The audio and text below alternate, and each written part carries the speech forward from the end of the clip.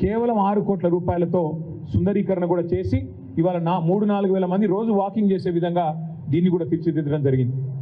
అట్లాగే అవతల పక్కన ఉప్పల్ నియోజకవర్గంలో మూసీ తీరం మీదనే 10 ఎకరాల స్థలంలో 10 ఎకరాల విశాలమైన స్థలంలో 30 కోట్ల రూపాయలతో మరి శిల్పారామం కూడా ఏర్పాటు చేయడం జరిగింది. అక్కడ కేవలం శిల్పారామం అక్కడ మాదాపూర్లో మాత్రమే ఉంటుంది. కానీ ఇక్కడ నుంచి అక్కడ దాకా పోయే అవసరం ఏముంది? మూసీ తీరంలోనే శిల్పారామం కూడా ఏర్పాటు చేయాలని చెప్పి 30 కోట్ల రూపాయలతో శిల్పారామం కూడా ఏర్పాటు చేసి బ్రహ్మాండమైన నిర్మాణాన్ని అవతల వైపు చేయడం జరిగింది.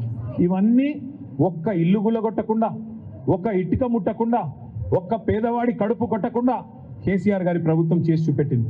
ఇవాళ రేవంత్ రెడ్డి గారు చేయాల్సిందల్లా ఏంటంటే 1100 కోట్ల రూపాయలతోన ఆ నీళ్లు తీసుకొచ్చి గండిపేట చెరువులో పోయాలి.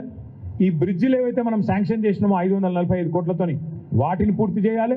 మంచిగా బ్రహ్మాండంగా రిబ్బన్లు కట్ చేసుకోవచ్చు, సపట్లు కొట్టించుకోవచ్చు, నేనే చేసినా డబ్బా కొట్టుకోవచ్చు. అన్ని ఎట్లయితే డబ్బా కొడుతున్నాడో మనం ఇచ్చిన ఉద్యోగాలకు కాయిదాలు ఇచ్చుకుంటా, మనం కట్టిన ఫ్లైఓవర్లకు రిబ్బన్లు కట్ చేసుకుంటా ఇది కూడా గదే చేసుకొని ప్రచారం చేసుకోవచ్చు. కానీ ఆయన ఉద్దేశం వేరే ఉన్నది. ఆయన ఉద్దేశం మొత్తం వేరే ఉన్నది. ఇంత అల్కగా అయిపోతే, ఇంత అల్కగా చేస్తే ఆయన రేవంత్ రెడ్డి ఎందుకైతాడు? అందుకే ఆయన ఆలోచన వేరే ఉన్నది. వచ్చిన మర్నాడే చెప్పిండు రేవంత్ రెడ్డి గారు 1,50,000 కోట్ల రూపాయలతో చేస్తాం మూసీని అన్నాడు. మేము పరేషాన్ అయినాం. అరే మొత్తం మధ్యలోకి వెళ్ళి ఎక్స్ప్రెస్ వే కట్టినా 55 కిలోమీటర్ల పొడవునా మంచిరేవుల నుంచి గట్కేసర్ దాకా మూసీలా ఎక్స్ప్రెస్ వే కడితే కూడా 10,000 కోట్లు అవుతుంది. అది కూడా మేము లెక్కేసినాం. అది కూడా మేమే ప్రాజెక్ట్ రిపోర్ట్ తయారు చేసి గవర్నమెంట్లో ఉన్నది. అది ప్లస్ 4,000 కోట్ల రూపాయలతోని సివరేజ్ ట్రీట్మెంట్ ప్లాంట్లు ప్లస్ ఇంకొక 2,000 కోట్లు సుందరీకరణ అన్ని చేస్తే కూడా 16,000 కోట్లలో మూసీ సుందరీకరణ అయిపోతుంది. కానీ రేవంత్ రెడ్డి గారు 16,000 కోట్లతో పోయేదాన్ని ఇలా 1,50,000 కోట్లు అని పదే పదే చెప్తా ఉన్నారు. ఇది మా మాట కాదు, రేవంత్ రెడ్డి గారే స్వయంగా ఆయన హైదరాబాద్లో బహిరంగ వేదిక మీద చెప్పినారు 1,50,000 కోట్ల రూపాయలతో మూసీ సుందరీకరణ చేస్తాను. మేము అసెంబ్లీలో అడిగినాం, అయ్యా మరి 1,50,000 కోట్ల ఖర్చు అంటే ఒక డీటెయిల్డ్ ప్రాజెక్ట్ రిపోర్ట్ ఏమన్నా మీ దగ్గర ఉందా? సమగ్ర ప్రణాళిక ఉందా? ఉంటే దయచేసి చెప్పండి అన్న. 2.5 ఏళ్ళు అయింది, ఇంతవరకు డిపిఆర్ లేదు, ఇంతవరకు డీటెయిల్డ్ ప్రాజెక్ట్ రిపోర్ట్ లేదు ప్రభుత్వం దగ్గర, ఒక ప్రణాళికనే లేదు.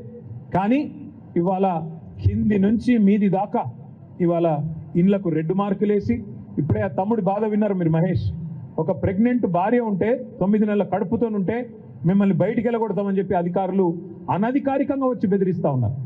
అధికారికంగా నోటీసులు ఇవ్వరు, రెడ్ మార్కులు వేస్తారు, మెడల్ బట్టి నూకుతారు, అక్రమ నిర్మాణాలు అంటారు. మరి మీరే ఇచ్చిండ్రు కదా పర్మిషన్లు 2009లో 2004లో అంటే అవన్నీ మాకు తెలియదు, అప్పుడెవడున్నాడో వాడిచ్చిండు మాకు తెలియదు అని చెప్పి ఇష్టం వచ్చినట్టుగా వ్యవహారం చేస్తూ ఉన్నారు. ఇవాళ రేవంత్ రెడ్డి గారిని మేము అడగదలుచుకున్నది ఒకటే, కాంగ్రెస్ పార్టీని మేము అడగదలుచుకున్నది ఒకటే, ముఖ్యంగా పెద్దలు రాహుల్ గాంధీ గారిని అడగదలుచుకున్నది ఒకటే. అయ్యా రాహుల్ గాంధీ గారు, మీరేమో ఉత్తరప్రదేశ్లో బుల్డోజర్ రాజ్యం నడుస్తున్నది అని చెప్పి మీరు మాట్లాడుతూ ఉంటారు, తెల్లారు లేస్తే అక్కడ ఉన్న ప్రభుత్వాన్ని విమర్శిస్తూ ఉంటారు. మరి మీరు చేస్తున్నది ఏంది తెలంగాణలో చెప్పండి?